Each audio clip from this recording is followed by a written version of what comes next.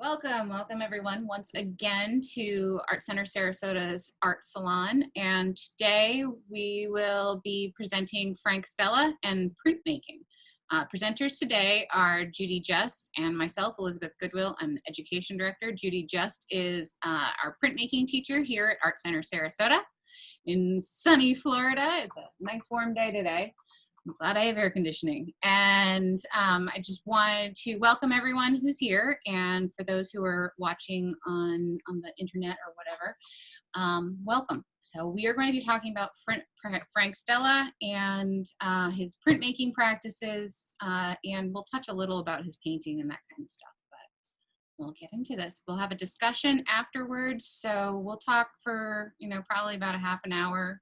I don't know exactly, but and then everyone can unmute themselves and we'll have a discussion. So if you have questions that you don't want to forget what they are, you can type them in the chat bubble or chat room down below and put them in there so that we can address them later. So it's usually what I do. Works really well because squirrels.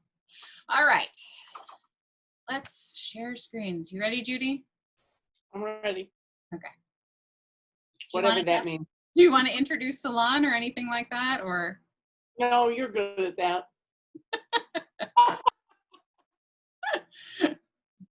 All right. Here we are. Welcome to Frank Stella's Printmaking. Today is July 31st, the last day of July. Tomorrow's August. I can't believe it already. Can you? It's like, oh, all right. Next slide. Frank Stella is, for me as an artist and a printmaker, I'm not really a painter, I'm more of a sculptor, but he's always like kind of been in the back of my head as an artist. But it wasn't until actually we did this presentation that I started to discover that there's more to Frank Stella than I have seen just in the MFA or something. And his most famous quote that he's known for is, "What you see is what you see." So as we go through this presentation, I want you to remember that quote. That's why I started with it. All right, so Frank Stella, he's a painter, a printmaker, a sculptor, an architect, a car designer. He's done a whole lot of stuff. It's pretty crazy. He's born May 12th, 1936. He is still living and still working in his studio in New York.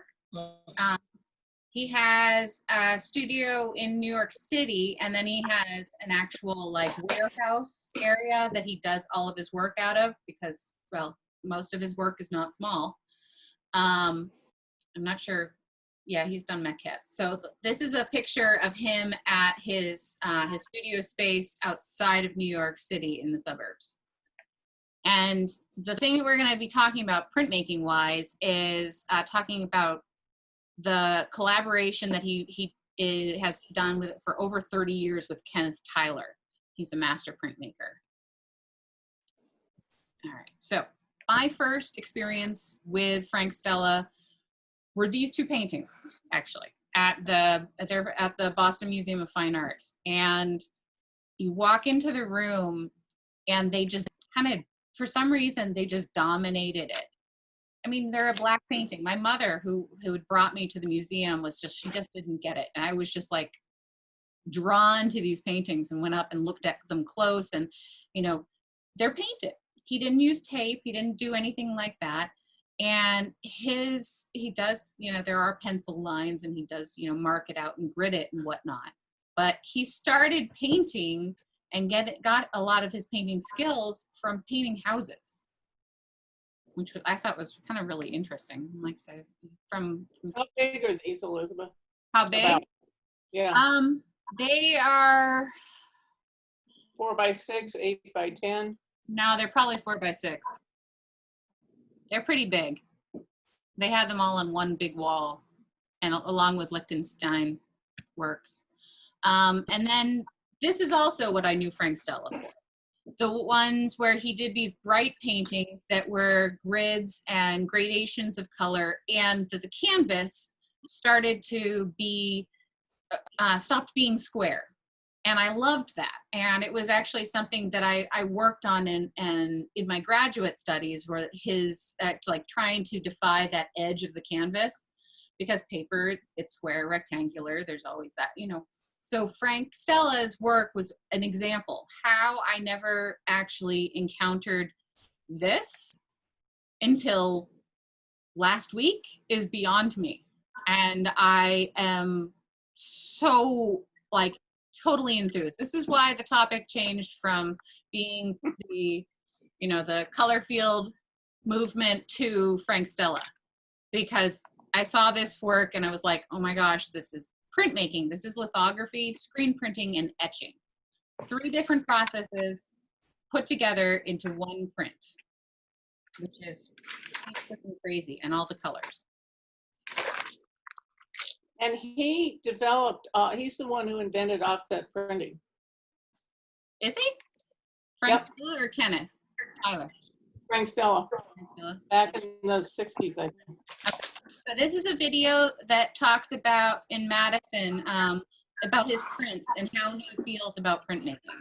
I thought you guys would like.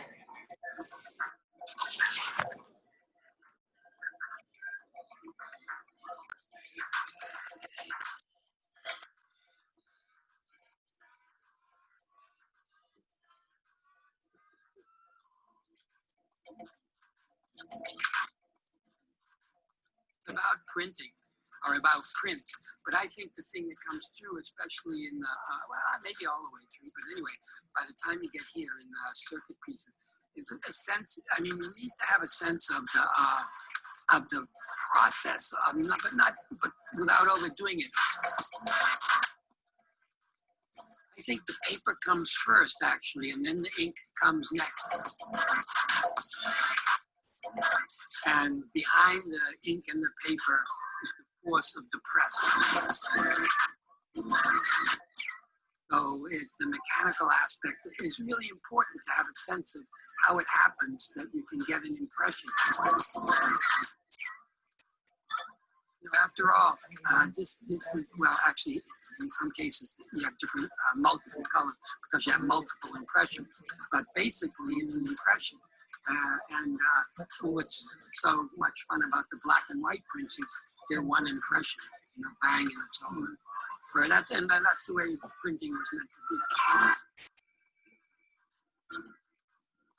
And then once you get into multiple printings or multiple layers in order to add color or whatever else you want to add, I think it's different. But I mean, but the thrill is the impression, the merging, the power of the press, interacting with the ink and the paper. But if you feel those 3 things, then I think it's not, in a way, it's not so easy to really feel it. I mean, you have to have a sense of what it's like.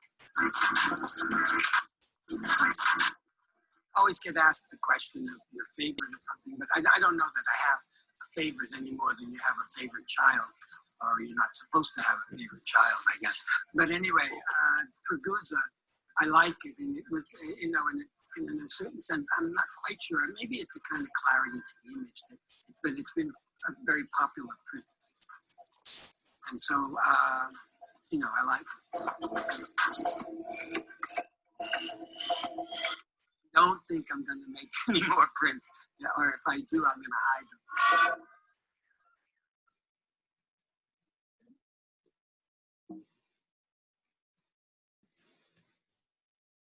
Yeah, so he says he's not going to make any more prints. He kept doing prints, but and this is another one that I was just fell in love with. I love the color of it. I love the texture, and he's right. He's like, you know, you've got the impression of the printing and the weight of the press and the imagery that he's put into this, but he's also innovated it. I mean, he's using materials where he's pouring and making textures in sand trays and then pouring steel into them to create relief printing.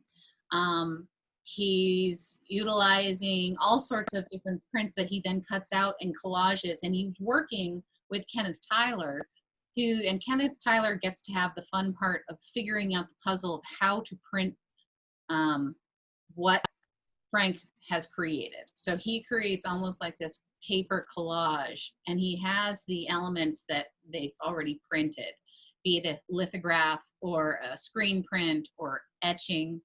And he then has to take those elements and figure out how to put it together. There's a really great video that is actually, I put at the end, the link to it at the end of this talk, that is longer than I wanted to play for everyone, but it's something that you need to see if you are interested in his printmaking process and how he goes about creating such depth in these paintings. And it talks about that, and it talks about, and Ken talks about stuff too. So this is another, Judy? Just FYI, one of the prints had 26 different plates. Yes. And I mean, and there were like 7 different people who created the plates for him. Mm-hmm. He designed them and they created them. Yeah. So, and he worked on various metals, and I've used different metals, but I don't know if these various metals release ink differently. Each one releases it differently. They must. They do. Because he uses them. Yeah. There's a lot where he's pouring, looks like zinc or steel that they're putting in. That video that I was talking about earlier is the one that actually shows how he's doing some work in sand trays and doing a real backwards like release process and everything like that. But not only does he use that process, he also does 3D printing. He uses vacuum forming. I mean, there's all sorts of stuff that he puts in here. So holograph, lithograph, it's this, every single color that is in here is probably a separate plate, along with a lot of these textures. So this is not an easy process, but that's why you have a master screen print or printmaker on your side. This is one of the ones this is black, right? So we go, it's a black print. It should be, you just do black ink, right? No, there's actually 8 colors in this. And, you know, 4 or 5 different processes, and it's all on handmade paper. And the neatest thing is that these things actually start, Judy, I don't know if you knew this, they start as a piece of handmade paper. Like they start it from the beginning. They don't, they actually have the paper and pull the sheet, and then they work from there. It's really a different way of printmaking than I have ever seen before. And printmaking paper has to have certain specifications. Yes. It's not just a piece of watercolor paper. No, nor is it actually made out of trees. It's actually made out of cotton rag, or it can be made out of various other plants, but they're using cotton rag for this paper. And printing as large as the ones that were in the show, that is a group effort because it requires so many different pieces that have to come together. The paper has to be damp. You've got to have it the right dampness. You've got to have this huge press to put it through. Exactly. And it's a very complicated process. Howard Hodgkin has some huge prints that were done that way. Yeah. And I mean, Kenneth Tyler he has a whole like factory set up for this, but it's for fine art printing. I mean, I think Roy Lichtenstein also worked with him.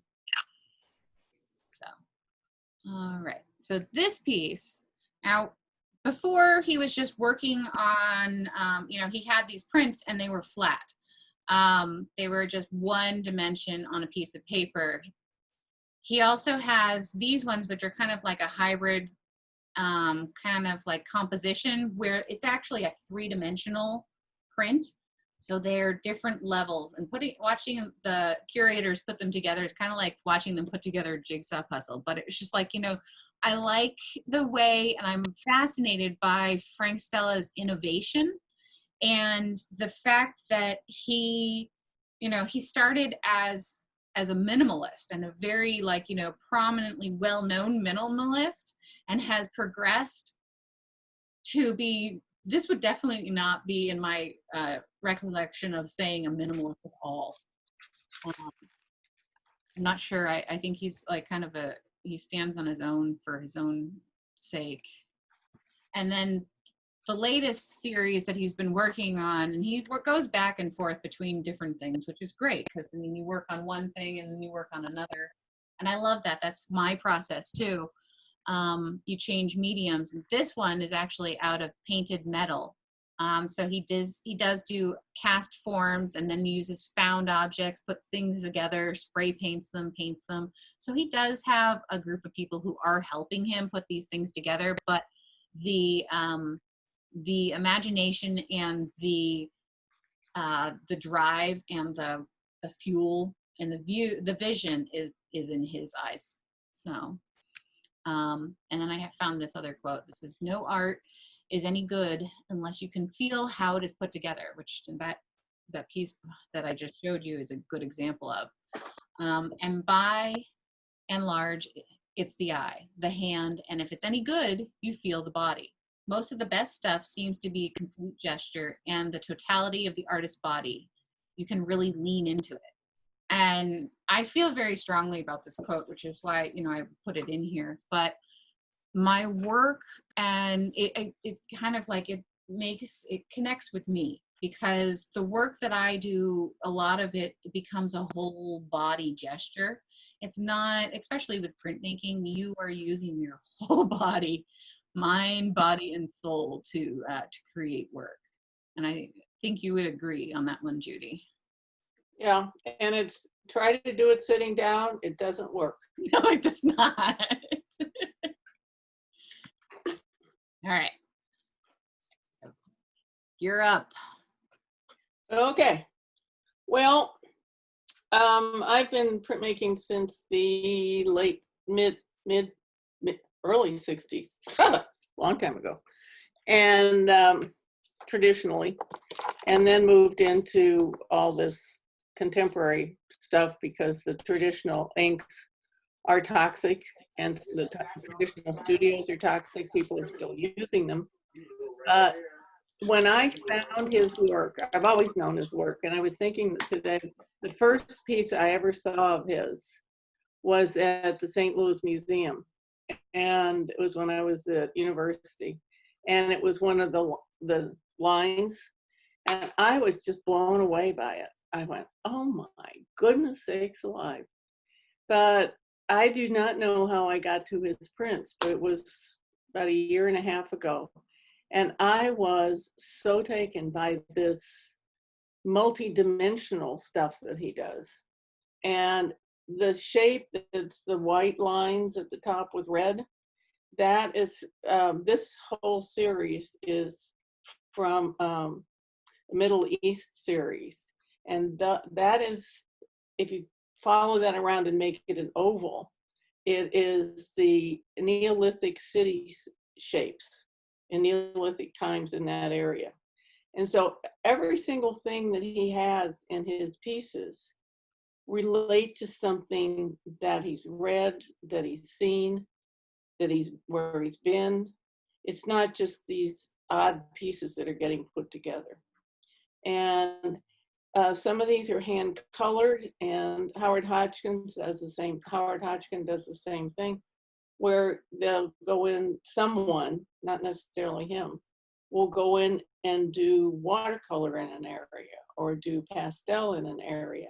So it's a very complicated process. And I was looking at his work, you know, how you get it online, where are these million pictures, and that doing that body of work, it's just mind-boggling. I was telling Elizabeth the other day, I said, I do series of one because it's just so complicated, and you have to have a crew. And he always, Stella talks about we, he doesn't talk about I. And I know Liz has been watching some YouTube things about him. And he's just such an iconoclast and such a real person. And that comes through in the interviews he's done. Mm-hmm. This work changed my printmaking. And I don't use it all the time, and I don't have a staff or a huge warehouse. But it's, and I agree with what he said. You look at it and you have to understand how it's put together. And a lot of times I'll walk students through a show at the Art Center and say, we'll see prints. I say, how was that done? And that's how I've learned so much, is how does that artist do that thing? And there's some of them, I wonder if I that is an can't actual figure out. printmaking mentality, Judy. What? I wonder if that's part of the printmaking mentality. I think it's part of the art mentality. How is this done? It's that quest for understanding and what's around the corner and what's over the hill and how things work. Maybe, I don't know. That would be something for the discussion. Yeah. But do you have the whole page with all of them on it? The next slide I have is, this is another variation where he's done it looks like he's done a wood cut around the edges of it. Or Yeah. print. And then, do you want me to go back to that one? Yeah, just a minute. I want to say something about that. Yeah. The other one, that one. Okay. It looks the same. The two look the same. They're not. If you really look at them, they're different. So, and this is the plate that was made out of. Yeah, so Isn't that amazing? with printmaking, everything is reversed. So if you printed this, when you ink it up, it looks like this. Yeah. And then he had, this was a series? How many? Yeah, there are Different 3, colors 6, here? 9, 12. Yeah. Was this part of a portfolio? I don't know. It's in the big book of his. It was just, this shows you all the iterations of the same plate. And it offers you a wonderful opportunity to explore color variations and values and use things in a different way. The yellow background offers something totally different than the red background. You know, they all read differently. And it's the reason I ask about the portfolio or a series is because this would not be what we call an edition in printmaking. In printmaking, an edition is are prints that are exactly alike. Each one would be exactly alike. So this is more of a series rather than an actual edition. I can go get the book when you're talking, and okay. I think they may have been a series of 25 each. I don't know. That's probably, I think I remember you were talking about it. It came in a big portfolio box and everything like that. So, but. Well, he does editions of 25 with 10 artist proofs. Yeah. So. It's just an interesting process. So this is Judy's studio, which she's going to tell you a little about. Okay, the thing on the left is my press. It's not in very good focus, but that's as good as I could do. It will print a full sheet of 22 by 30, which is a standard size for printmaking paper. And it's on wheels, and I can roll it around. It takes me 3 minutes to set it up to print. The gray thing that's rolled up, I should have taken another picture. There's a drum that's a solid steel drum that's under that gray thing, which is a blanket. And so on the white, you put the plate, a piece of plexi is what I use, PETG, that has images on it with ink. Then I put a piece of paper on top, and some people print the other way around. Then you put a piece of newsprint, and then you pull the blanket down, and then the thing on the left with the black knobs on it, the star kind of thing, you pull that, and it pulls the plate through, and it inks the plate. Comes out the other side, and then you take it off, and you work the plate again, and you start building up. That's called monotype. You get one of those. It's not repeatable. because every time you do something to it, you can't do the same thing again. A mono print has some part of it that you can repeat, like the Frank Stella ones, because there's something tangible that's repeatable, and then you work from that. The black things, the black rollers, are brayers. They're from Takish out in Albuquerque. They're excellent brayers. And the inks I use are Akua, which are water cleanup and non-toxic as much as you can get. And the blue plate in the front, I left that there on purpose. That is a process called Image On, and it's a film that you have to adhere to PETG, and you expose it to UV light with something that blocks out certain parts of it, and then you process it and you print it, you ink it. It's like an etching, but you can do photographs. I'm working on a couple of things that I've done from those. It's just another way of printing, and I put that there because I wanted to show you that there are other ways of printing than just monotype. Yes. You don't have to have a press to print, but it's nice for certain things, especially if his prints, I call it above and below. It either goes above the surface or below the surface. So your paper has to be damp to conform to that topography. And so you have to have special paper. And you can do it without a press, but it's way easier with a press. But you can do straight monotype without a press. So, and I've talked to other friends who are printers, and they've said, yeah, I go in the studio and I'm going to be in there 2 hours. And what's nice about the Akua is you can just leave it there. That red is, those little globs of red have been there for a month. And, you know, 6 hours later, I'm still there. So it's very addictive. It's tiring. It's time consuming, but it's very wonderful.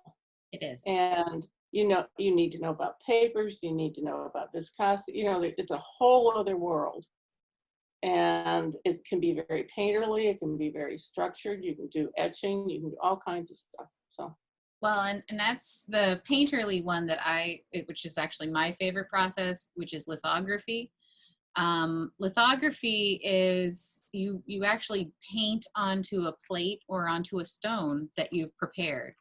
And lithography uses the truth of oil and water don't mix.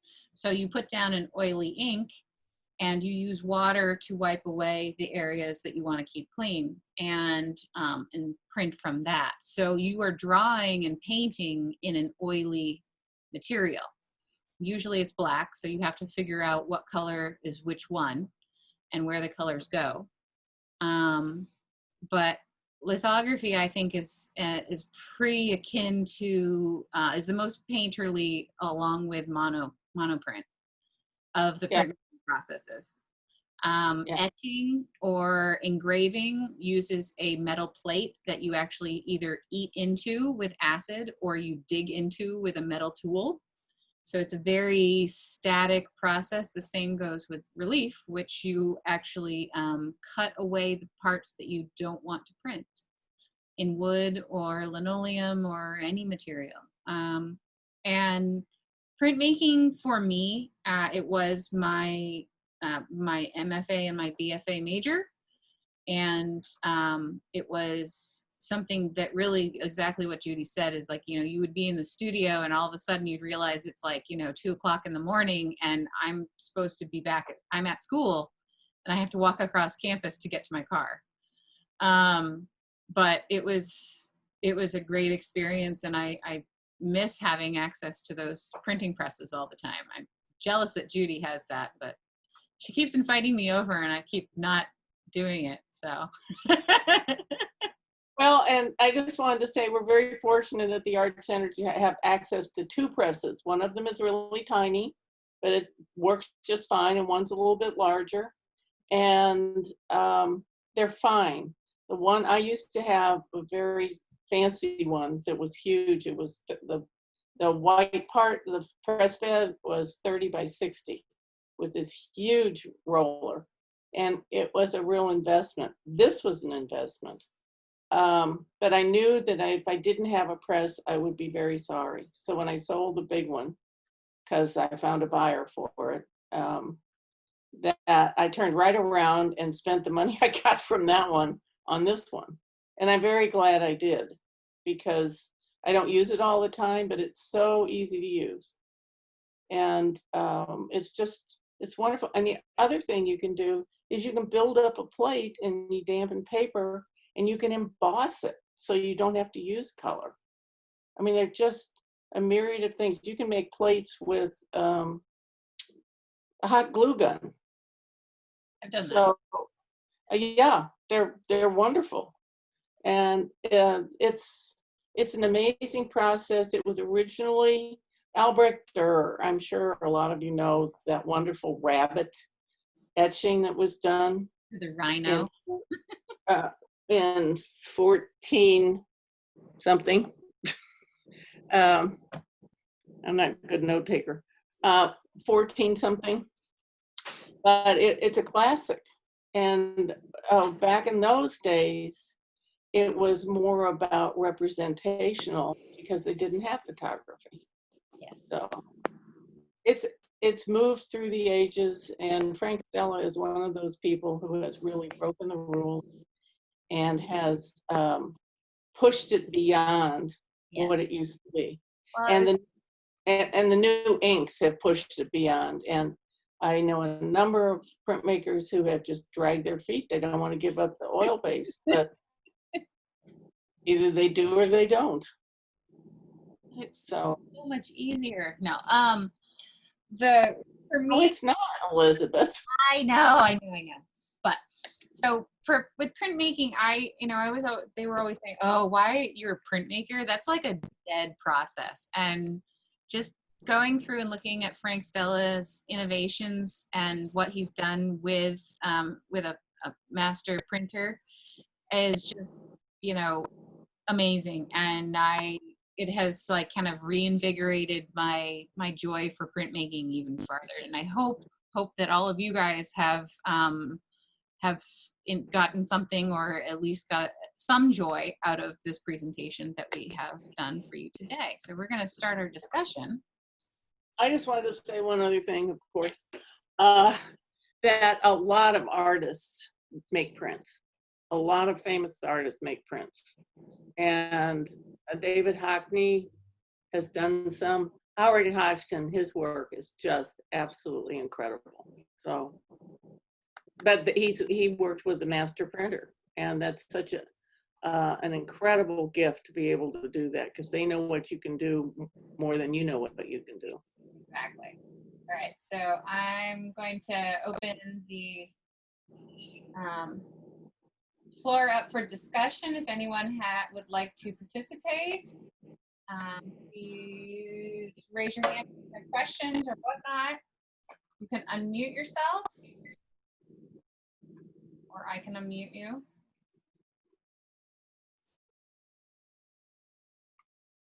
And stop sharing. Okay. All right. Has anybody ever seen a Frank Stella firsthand?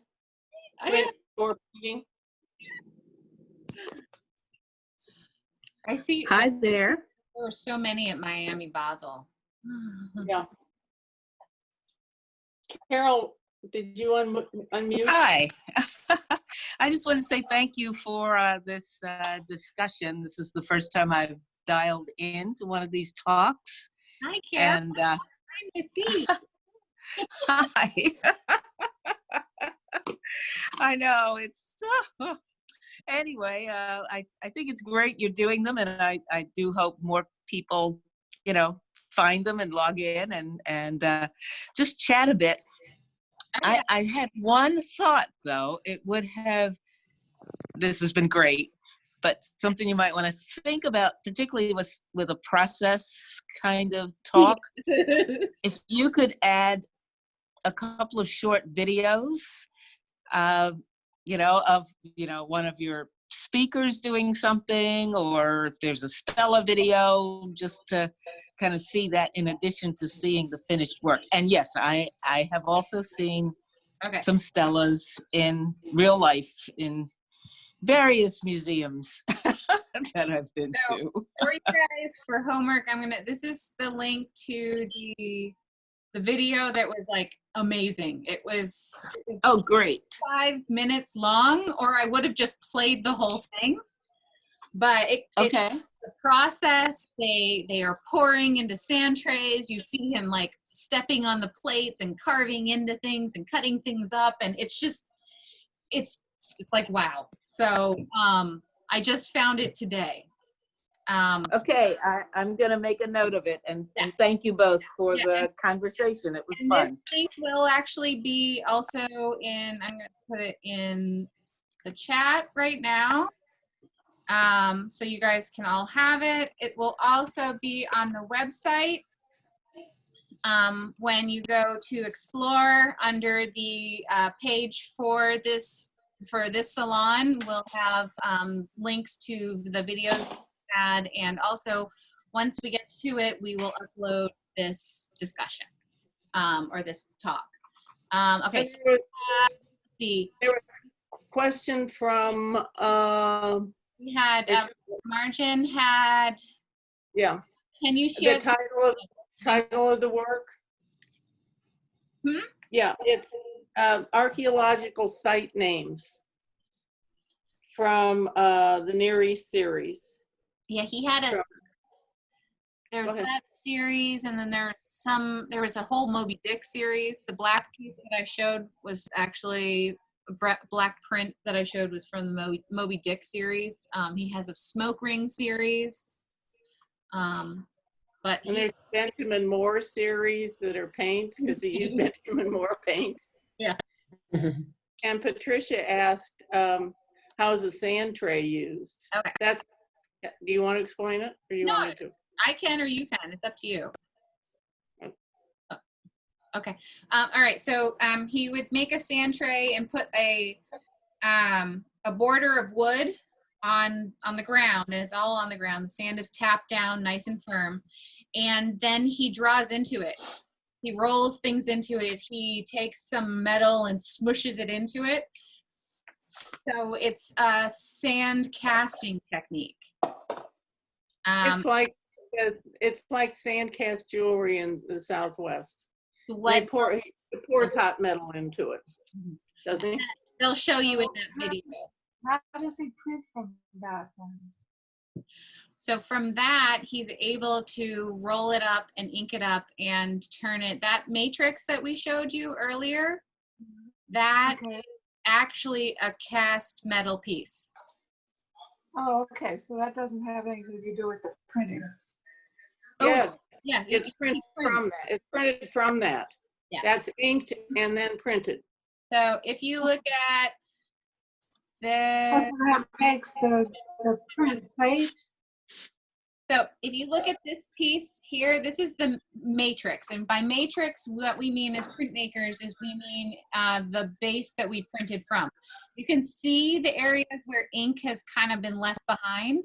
All the areas that are raised in metal that are shiny are the places where the ink would have adhered to and then on the paper when they rolled it through the press.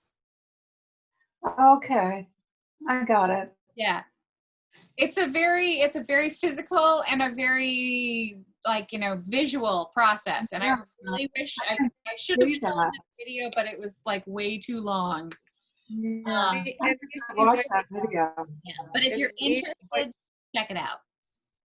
I will. Easy way to explain it, Patricia, is if you have a wood block and you carve into the wood block and you run ink over the top of it and you put it on a piece of paper, that's the same thing. Okay, I've done that. So I just didn't realize, I couldn't visualize how the sand thing. Yeah, it's an interesting process. I had never seen plates made that way. I mean, I was doing a relief process where I cut into it or something like that, or I drawn in. But he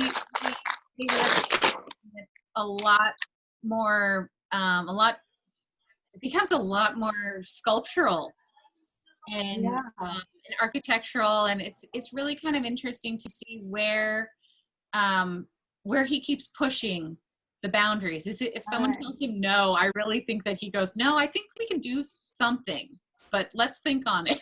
Yeah. You Yeah. know, and that's the kind of thing you do not want to do by yourself. No. And, you know, working with hot metal is dangerous unless you know what you're doing. Yeah. And Yeah. that's what working in these studios with people who know what they're doing really makes a difference. Yeah, they had it was like a whole warehouse with a dirt floor and a foundry, and everything was heating up, and they had these trays out, and everyone was wearing, you know, stuff that they're not going to light themselves on fire. So no polyester in that room. And it's just, it's fascinating, the process that it becomes. I mean, that's what one of the things I love about printmaking is that it's sculptural, and it's, you know, time consuming in the way that you have to figure out a problem to get exactly what you want to do. And then yeah, sometimes you think you're going in a certain direction and you end up with something totally different. yeah, And that's one of the charms, especially with monotype. You can get textures with that you cannot get with painting at all. And so instead of saying, this is exactly what I'm gonna do, you just run with it. Judy, where is she? What? I Well, Simone said that the Tampa Art Museum has a Frank Stella show right now. Really? Wow. Okay, that's convenient. Oh. I have two things. I have to go see the Sid Solomon show at the Ringling, and now the Frank Stella show. Frank Stella had a retrospective back in 2016 or 17 at the in Fort Lauderdale at the museum there, and the curator actually from there came over here and talked at the Sarasota Museum of Art, and did, like, you know, a nice presentation. Lisa, did you go to that one? Okay, never. Sorry, I didn't unmute myself. Yes, I went to the presentation at the Sarasota Art Museum, and it was fascinating because she really gave like the curator's perspective on the entire show and dealing with him and you know, his quirks and peculiarities. So it was very interesting. I don't know if they videoed it or if it's available, but it was really interesting. I know there was a video between her and Frank in the one at over in Fort Lauderdale. They also did a time-lapse install thing, and you see Frank wander in and out of the frame all over the time because he's involved in the installation of these pieces. Like, they were installing he's like, nah, how far is that? That's 12 inches. Okay, we'll make it 13. So yeah, I think one of the things she said was that he really wanted to control everything that was going to be in the show, and it was a struggle at the beginning trying to say, I'm the curator, let me decide what should be in the show. So that was the issue at the beginning, but I think they became good friends and they still keep in touch. So it all got worked out in the end. Yeah, it was definitely, from all of the interviews, it's a strong personality, and it's kind of, he knows what he wants. Yep. And which is great for an artist to be supported. I mean, he went to he graduated, I think his graduate school was at Princeton, and I think he just had another he had a lot of retrospectives lately.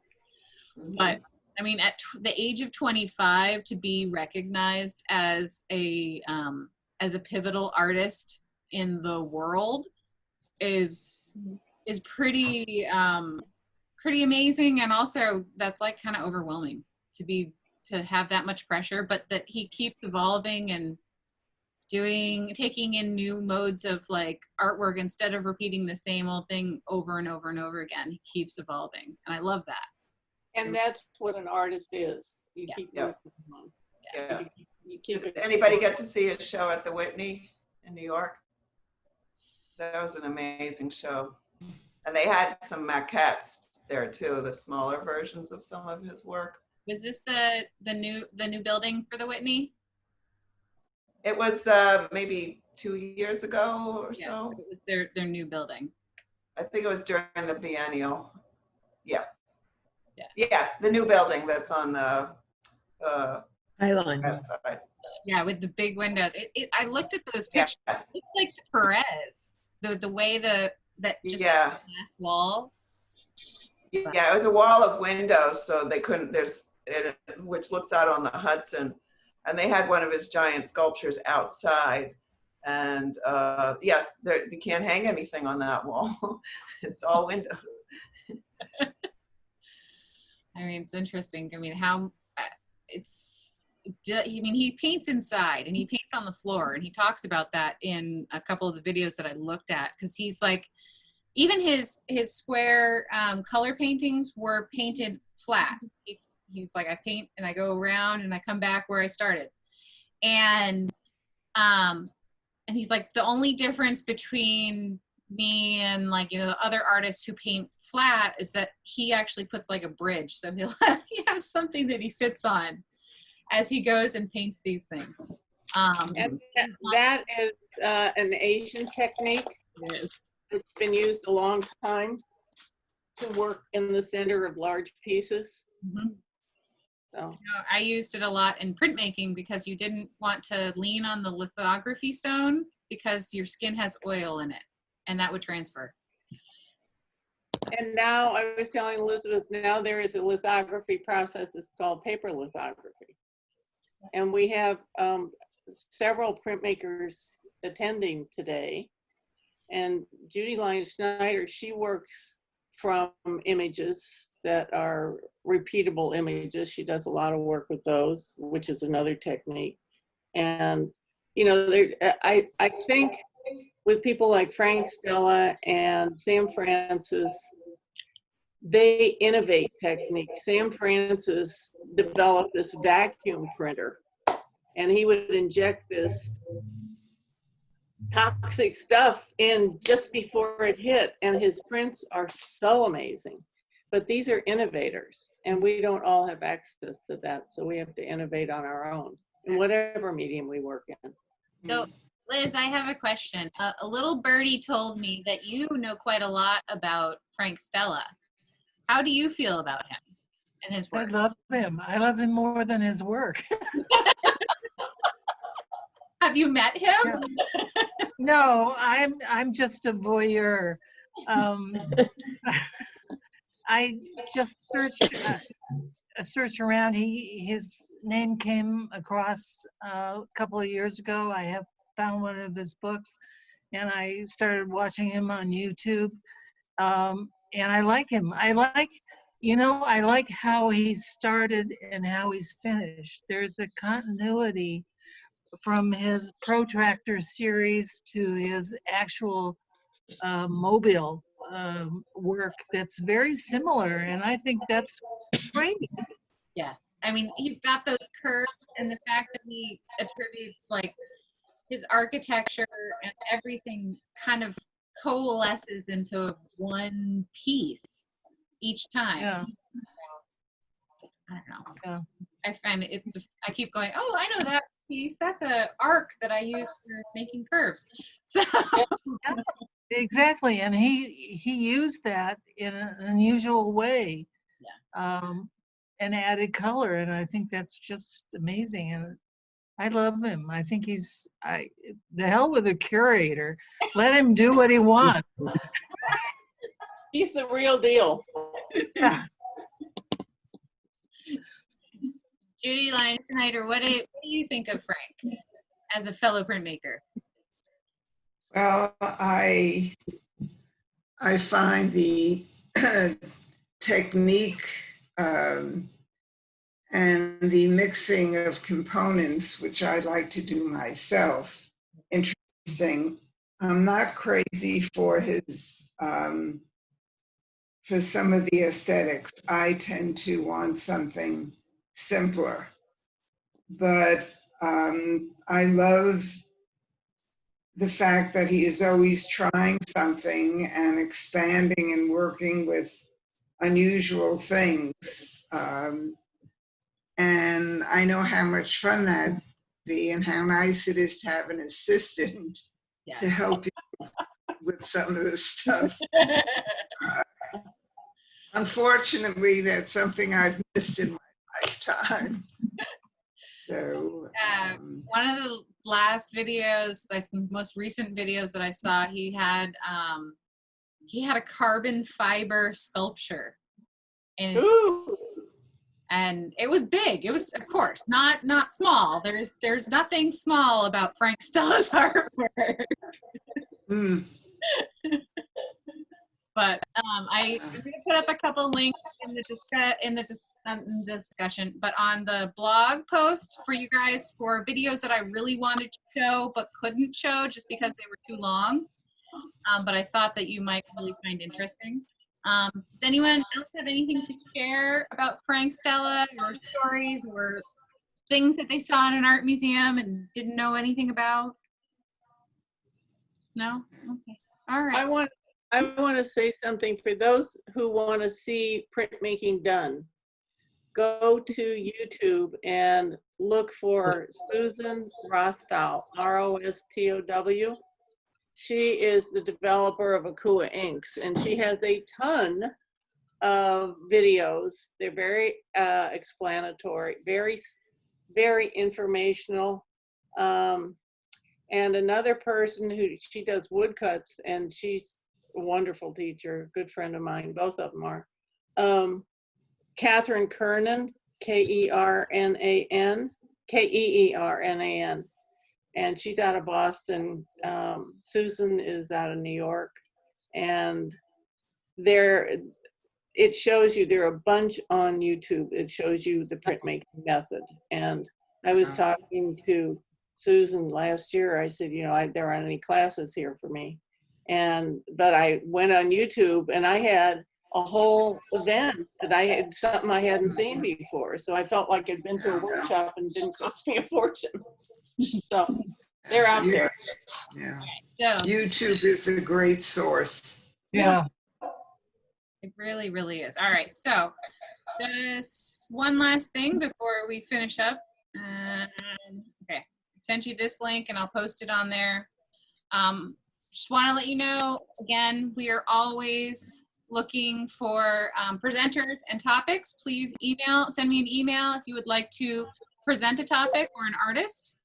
And so what we are going to be doing in 2 weeks will be the art of the book. So this is a piece by Brian Detmer. He actually calls it a book, what is it? It's a book autopsy, where he actually digs and cuts into the book.